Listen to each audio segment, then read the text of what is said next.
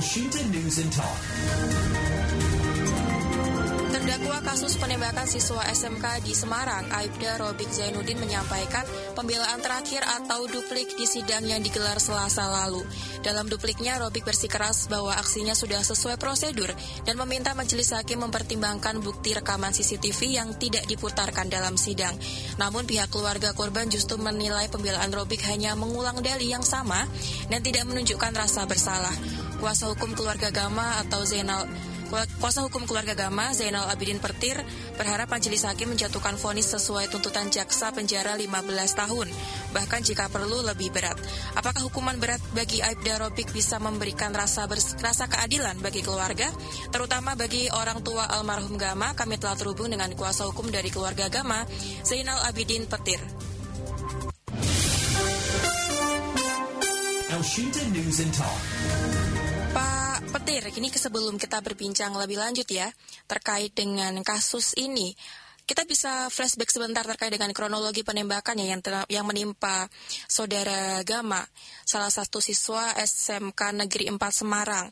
Mungkin karena barangkali ada pendengar Elshinta yang masih belum sempat mendengar terkait dengan kasus ini. Bagaimana kondisinya pada saat itu, Pak Petir? Ya, selamat siang. Pendengar Elshinta yang berbahagia. Jadi waktu itu suaranya jelas ini ya? Iya, terdengar dengan jelas Bapak. Iya, waktu itu Gama dengan teman-temannya itu kan mau main. Kemudian bertemulah dengan teman dari Draka, kemudian menuju ke Puspanjolo, dari Puspanjolo terus bertemu dengan teman lainnya, ada yang dari SMK, ada yang dari SMP gitu loh. Jadi mau malam mingguan. Kemudian dia istilahnya malam minggu itu ditantang lah. Tapi dia kan karena anak itu selama ini punya prestasi paskibra. Kalau paskibraka itu kan yang pusat itu. Iya. Ya. Tapi kalau tingkat sekolah itu paskibra ya. Paskibra. Maka dia kan nggak, kemudian tantangan itu ya nggak diladeni lah gitu. Nah, kumpullah dengan teman-teman. Terus kemudian bertemu di daerah Sampokong. Di Sampokong, di sana ada kelompok lain. Ya, kelompok lain yang ngajak, istilahnya apa ya? Yo tantangan lah. Ya, karena anak ini juga ikut silat menurut keterangan orang tuanya, ya ditantang ya istilahnya ya ayo, tapi kalau tangan kosong gitu. Ternyata sampai kejar-kejaran di mana itu Kali Pancut, arah ke Greenwood gitu.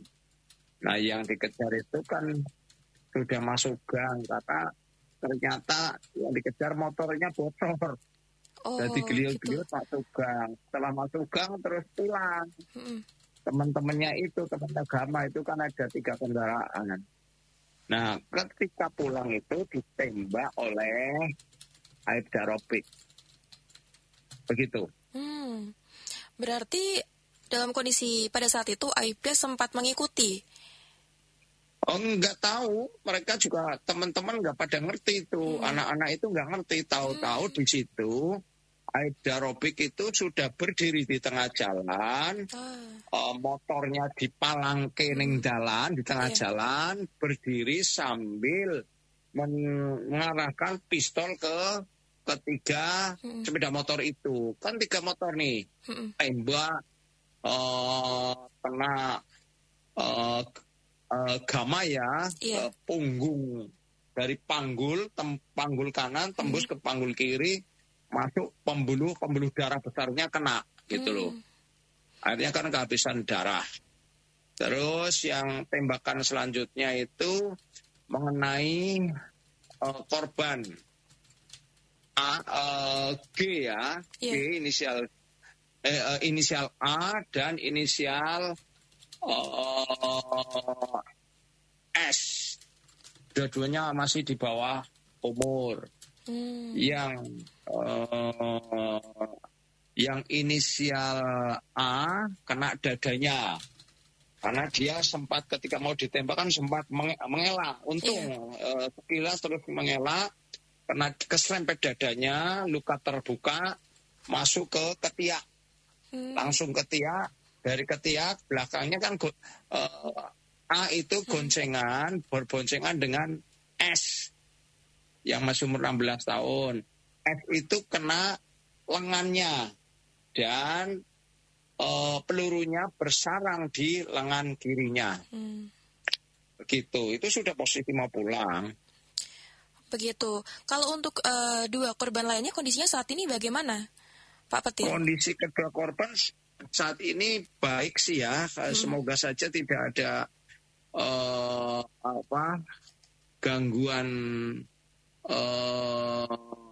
gangguan di tubuh untuk mendatang ya, karena kan kita nggak tahu, karena kan itu sempat kena dadanya meleset ya, itu terus yang satunya tembus masuk ke lengan, karena di lengan kan itu ada tulangnya ya, akhirnya nggak tembus ke tulang itu, tapi bersarang di lengannya S itu.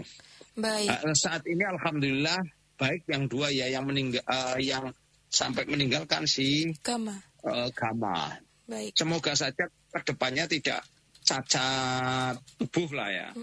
Apa sarafnya kena kita kan juga nggak ngerti ya. Iya. Semoga saja, berharap tidak. Baik. Kalau untuk saat ini Bapak, proses hukum yang sudah berjalan ini sejauh mana untuk kasus Gama sendiri? Proses hukumnya kan ada dua itu ya. Satu terkait dengan pelanggaran etik yang yang berlaku bagi anggota Polri. Kalau anggota Polri aktif yang melakukan tindak pidana, dugaan tindak pidana itu kan pasti ada sanksi kode etik. Iya. Ada dua, ini bicara satu dulu. Satu itu dulu setelah penembakan itu tanggal 24 November itu ya, dini hari itu, beberapa minggu kemudian kan terus kemudian di sidang etik ya. Nah, ketika di sidang etik itu sudah dipecat atau PTDH, pemberhentian tidak dengan hormat. Sudah waktu itu dipecat, semuanya warga berterima kasih kepada Polri waktu itu karena ada anggota yang salah menembak anak di bawah umur, anak itu berprestasi. Kemudian dia Aibda Robik juga dianggap mencoreng nama baik institusi, kondisi ketika menembak tidak dalam keadaan overmah atau tidak dalam keadaan terancam jiwanya baik dirinya maupun orang lain. Itu kan waktu itu pertimbangannya seperti itu. Tapi kemudian dia kan banding dalam waktu 21 hari terus kemudian banding. Nah, bandingnya sampai sekarang mestinya Maret itu sudah disidang. Sidang banding itu kan mestinya Maret sudah ya. Tapi sampai sekarang belum disidang. Kalau disidang kan harapannya ditolak ketika banding, dipecat dia nggak terima terus banding supaya tidak dipecat. Tapi sampai sekarang sidang banding etiknya belum dilaksanakan oleh Polda Jawa Tengah.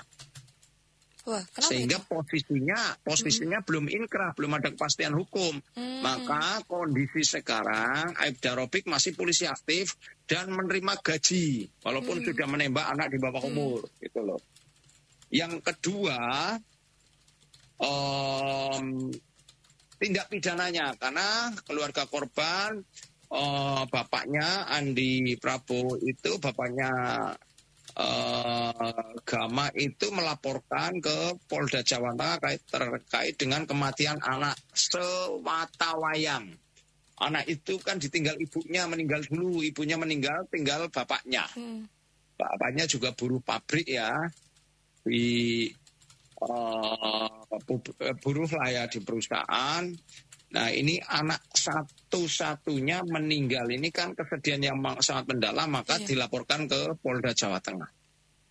Nah pidananya itu sampai sekarang sudah tahap tinggal putusan tanggal 8 Agustus 2025 besok.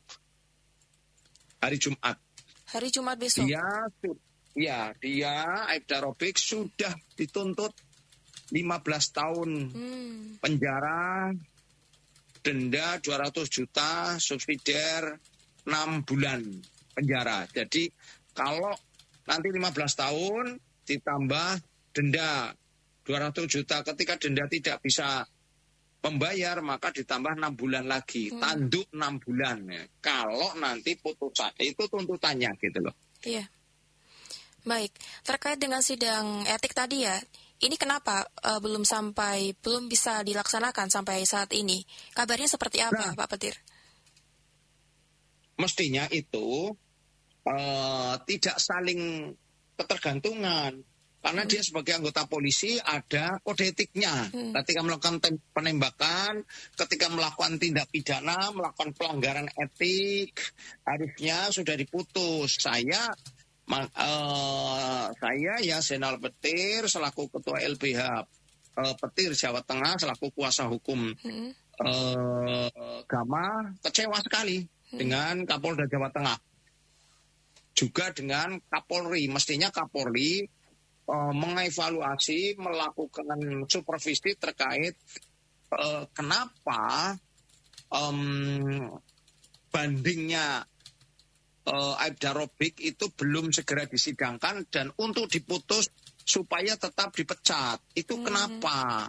Kenapa kok diingoni anggota polisi yang jelas-jelas sudah membunuh orang kok dieman-eman?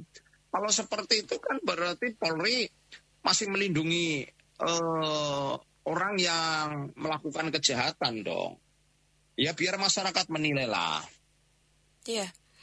Tapi Pak Petir ini saya sempat baca-baca ya di beberapa media ini katanya kabarnya dari Polda Jawa Tengah ini bahwa sidang banding etik ini baru bisa dilaksanakan setelah ada putusan final dari sidang pidana. Apakah kemudian ada komunikasi yang lebih lanjut dilakukan kepada pihak Polda ya seperti itu dalam menanggapi kabar tersebut?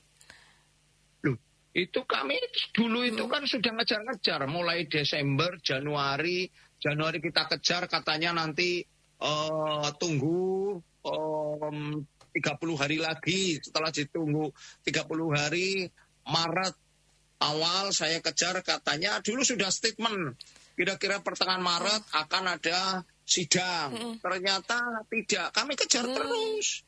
Nggak ada alasan kenapa Pak. Tunggu ini sudah kami ajukan administrasinya yang bersifat administratif sudah kami ajukan. Jadi sebetulnya terpisah antara tindak pidana dengan sidang etik gitu loh. Baik. Berarti sudah cukup lama sebenarnya ya. Tindak pidana itu kan masyarakat awam, istilahnya orang sipil pun kan sama perilakunya. Sama perlakuannya di hadapan hukum. Nah kalau polisi, perilaku polisi yang melanggar hukum ada sanksinya sendiri. Ada dua perbuatan yang memang mestinya bisa dilakukan secara sendiri-sendiri. Tidak seperti itu. Jangan-jangan nanti ini untuk dulu sidang etiknya hanya untuk supaya masyarakat tidak ribut, supaya masyarakat itu tenang. Akhirnya di sidang etik pecat ya waktu itu, walaupun terus kemudian banding. Ini jangan sampai terulang lagi kasusnya Sambo, kan? Dulu kan juga yang lainnya juga dipecat kan dulu.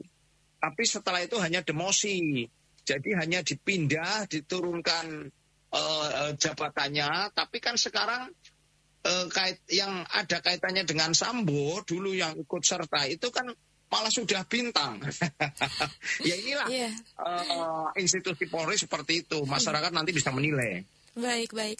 Tapi saya sempat baca juga ya dalam fakta di lapangan ini yang saya baca dari beberapa media, katanya ada kejanggalan-kejanggalan ditemukan, Pak Petir. Apakah kemudian dari pengunduran sidang etik ini mungkin ada sangkut pautnya dengan hal itu? Ataukah ada hal lain sebenarnya? Artinya kejanggalannya gimana ya? Kalau dari yang saya baca ya, ada kejanggalan fakta di lapangan yang ditemukan seperti rekaman CCTV yang disampaikan oleh pihak kepolisian itu berbeda dengan yang ditemukan oleh keluarga korban seperti itu.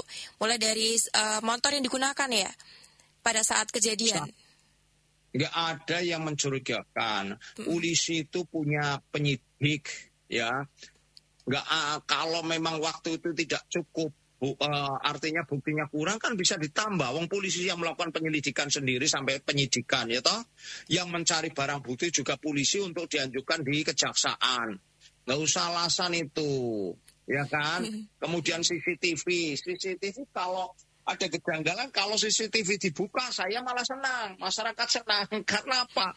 Jelas sekali di situ nggak ada penyerangan. Di CCTV malah sangat nampak sekali CCTV-nya bahwa Aibda Robik memutarkan motornya menghadang anak-anak yang sudah mau pulang, kemudian dia berdiri di tengah sambil menembaki anak-anak yang sedang lewat. Tembakannya sampai 4 kali itu pengakuannya. Jadi anak yang sedang lewat tembaki sampai dia sempoyongan. Nah, sempoyongannya karena apa? Saya nggak tahu. Itu masyarakat yang menilai. Dia kan sampai sempoyongan terjatuh. Ada apa gitu loh? Kenapa? Baik.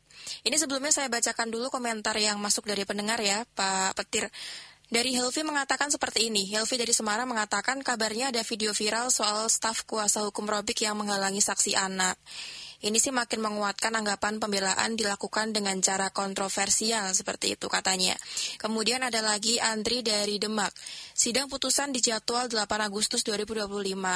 Apakah menurutnya Pak narasumber hakim bakal sesuai tuntutan atau malah kasih lebih berat lagi? Apa kemungkinan mereka kasih keringanan? Ada 2 komentar mungkin bisa ditanggapi, Pak Petir. Ya, satu kaitannya dengan penghadangan saksi kunci. Menurut saya saksi kunci. V ya, namanya V. Anak yang tarik-tarikan dengan saya itu namanya V. Itu saksi kunci.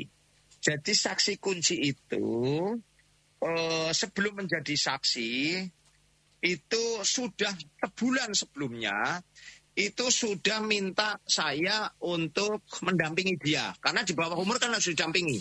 Iya. Orang tuanya, ibunya sudah minta, dia kan sudah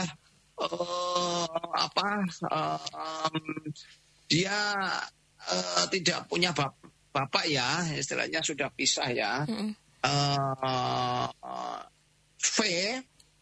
V itu masih di bawah umur, itu mau dimintai keterangan sebagai saksi, orang tuanya sudah minta saya untuk menjadi penasihat hukumnya, pendampingnya. Sudah saya bikin kuasa sebulan sebelum ada sidang yang tarik-tarikan dengan kuasa hukumnya Aibda Robik. Jadi sehari sebelumnya si V ini yang mau jadikan saksi katanya mau meringankan dia. Sebetulnya saksi katanya untuk saksi meringankan Aibda Robik. Oke.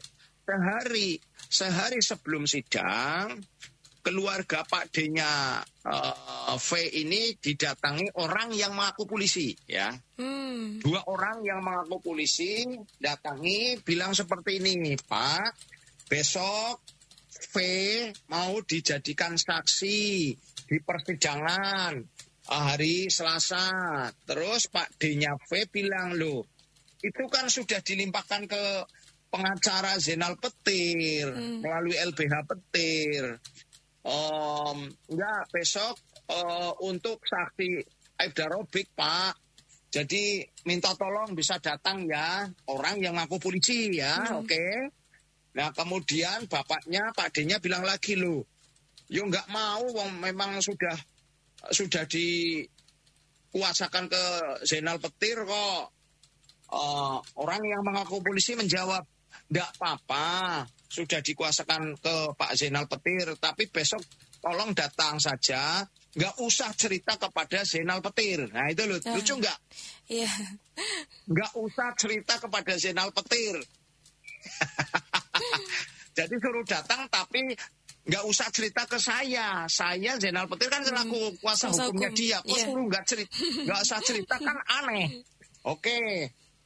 Ya saya sampaikan sudah, kan dia telepon Pak D-nya ke saya, gimana nih Pak D, Pak Petir kok ada pasaran seperti ini, biar saja diam, jenengan diam, seolah-olah nggak usah jenengan sudah konsultasi ke saya, biarin dulu aja, dia mau arahnya kemana, oke. Terus ya udah nanti maghrib ketemu di angkringan Greenwood, gitu. Orang yang mengaku polisi suruh ke sana kalau memang besok hari Selasa nggak datang waktu itu, disuruh datang ke angkringan Greenwood yang biasa untuk tongkrongan mereka lah, ya. Nggak usah saya sampaikan. Di angkringan Greenwood yang arah ke Gunung Pati itu di perumahan. Nah. Kemudian kalau memang nggak datang, tolong bikin kronologi saja surat pernyataan. Oke ya, sudah clear ya. Terus besok kalau memang nggak datang, ya saya jemput jam 9 pagi hari Selasanya itu. Jam 9 pagi akhirnya dijemput. Oleh orang yang mengaku polisi. Catat, orang yang mengaku polisi. Saya nggak mau ngomong itu polisi atau bukan, polisi benar atau tidak, saya nggak mau ngomong. Polrestabes mestinya tahu, kan itu. Terus betul jam 9 dijemput. Pak No tadinya V itu ogah-ogahan. Sehingga jam 9 sudah bangun terus tidur lagi sampai jam 10. Baru mau bangun lagi. Terus nungguin, orang yang mengaku polisi itu nungguin. Ketika nungguin, terus berangkatlah satu orang yang mengaku polisi dampingi si V, saksi yang mau dijadikan saksi meringankan oleh Aibda Robik, oleh polisi itu ya, oleh polisi yang nembak itu. Maka disuruh terus kemudian naik sepeda motor sendiri-sendiri itu. V naik motor dengan temannya. Teman mainnya, terus sampai di daerah Muwardi dekat asrama penerbat, berhenti di situ di angkringan, minum di angkringan minum susu sasetan. Setelah sebentar minum susu sasetan di angkringan, terus datanglah satu orang lagi yang mengaku polisi, berarti kan sudah 2 orang itu yang mengaku polisi, 2 motor. Terus setelah itu baru menuju ke rumah makan, sebuah rumah makan di Kalibanteng. Rumah makan ayam goreng, titik-titik yang terkenal. Nah, oke. Nah, di restoran rumah makan itu, anak itu ditemukan dengan tim pengacara hukum Aibda Robik. Di situ katanya ada 10 orang di rumah makan. Di rumah makan terus ditanya begini, V, saudara V, nanti kamu mau dijadikan saksi. Waktu itu V itu kan goncengan dengan Michael. Michael kan sudah dimintai keterangan, Mbak. Michael sudah dimintai keterangan ngomong bahwa Michael itu bareng dengan V, dan V itu kena dibacok oleh temennya Gama, gitu loh. V sudah diminta keterangan dulu di persidangan, menjadi saksi di persidangan bahwa Michael ngomong bahwa V ini dibacok atau kena bacok. Oke ya, clear ya. Maka waktu itu V ditanya begini, dibilangin begini, V, saudara V, kemarin Michael ngomong bahwa kamu kena bacok. Ya, oke. Satu, yang kedua, Saudara V, tolong nanti bicara yang jujur ya. Bicara apa adanya. Bahwa kamu katanya Michael, kamu kena bacok. Bagus nggak ini caranya? Mengarahkannya kan secara pelan toh. Iya. Bahwa kamu kena bacok gitu toh. Oke? Iya. Tapi Saudara V bingung loh. Aku nggak kena bacok, nggak dibacok kok. Kok katanya Michael itu sudah ngomong di persidangan, saya kena bacok. Dia bingung ngomong kepada bapak tirinya, gimana ini Pak, saya kok kayak diarahkan gitu loh, kok suruh ngomong seperti yang dituduhkan oleh bahwa Michael kok ngomongnya seperti saya kena bacok gitu loh. Itu bukan diarahkan tapi Michael kok ngomongnya kena bacok, padahal aku enggak Pak. Ini gimana? Bingung kan? Dia bingung. Maka dalam kebingungan terus setelah selesai di rumah makan besar itu terus dibawalah ke pengadilan. Di pengadilan di pintu masuk dia itu masih ditungguin orang yang mengaku polisi tadi. Nah, ketika saya sudah di ruang sidang sudah mau dimulai, saya kan mau manggil Vano di depan di halaman parkir sepeda motor Pengadilan Negeri. Nah, ketika saya menuju ke situ, karena mau ngambil surat kuasa yang dibawa bapak tirinya, terus ada orang yang tadinya mengaku polisi, yang dampingi Vano langsung lari, takut. Waduh, bilang gini, waduh, gimana ini? Setelah tahu saya ngerti orangnya, Bang. Orangnya itu wajahnya ditutupi, Mbak. Orang yang mengaku polisi itu wajahnya ditutupi, mukanya ditutupi pakai masker. Terus kepalanya pakai topi baju jaket yang ada topinya itu loh, jaket yang jaket hoodie apa itu ya? Iya. Yang tutup kepala, yang sampai tutup kepala itu. Nah, ketika lihat saya takut terus keluar. Setelah keluar datanglah orang yang kemudian yang tarik-tarikan dengan saya itu loh, orang itu. Baik. Yang oke ya. Setelah itu orang yang tarik-tarikan yang berusaha menurut saya itu menghalang-halangi saya itu kemudian kan akhirnya diketahui bahwa katanya bukan polisi tapi dia stafnya pengacara Aibda Robik. Saya tanya namanya Bayu itu yang timnya pengacaranya Aibda Robik. Itu siapa sih Mas Bayu? Kenapa dia menghalang-halangi saya? Rumahnya mana? Sudahlah Mas Petir, nggak usah dicari-cari. Dia itu sudah takut dengan Mas Petir setelah tahu bahwa yang tarik-tarikan kemarin itu adalah Zainal Petir waktu itu ya. Iya. Kan saya mau cari info ini, benar ini yang menghalang-halangi polisi atau bukan kan gitu. Baik. Katanya tuh stafnya dia, Petir, rumahnya Demak, pekerjaannya katanya tukang gemukan kambing gitu loh. Iya. Pak Petir, ini ada pendengar yang mau ikut bergabung, mungkin kita tampung dulu ya Bapak ya, kita sapa dulu sebelum nanti melanjutkan kembali. Boleh. Baik, ini ada Pak Toto dari Gunung Pati yang sudah menunggu dari tadi ya, silakan Pak Toto. Halo, Assalamualaikum, selamat sore. Waalaikumsalam, selamat sore, silakan Pak Toto. Ini saya lagi berhenti saya makan dengerin El Sinta ini. Iya. Pak Petir ini mengungkapkan fakta-fakta yang kita nggak tahu kasusnya sebenarnya kayak gimana. Memang penggiringan opini itu memang benar. Masa polisi gitu sih Pak? Saya nggak percaya Pak. Masa polisi ngasih penggiringan opini, ngasih penggiringan ke saksi-saksi kayak gitu tuh, itu gimana? Itu udah nggak benar Pak Petir. Mungkin nggak cuma kasusnya yang diungkap, tapi polisinya ini harus dibenahi nih Pak Petir. Saya baca berita, itu katanya Aibda Robik minta CCTV dibuka di pengadilan. Memang benar ya nggak dibuka di pengadilan? Kalau dibuka di pengadilan, apa benar itu bisa meringankan di Aibda Robik itu Pak Petir? Tolong dijelaskan Pak Petir, terima kasih. Ya, langsung saya jawab ya. Silakan Pak Petir ditanggapi. Kalau CCTV dibuka, itu malah ngebruke Aibda Robik. malah menjatuhkan sekali karena Aibda Robik itu kan beralibi bahwa dia menembak mati Gama itu karena diserang, karena mau dicelurit, karena mau ada anak lain yang mau tadi itu yang Vano katanya kan dibacok.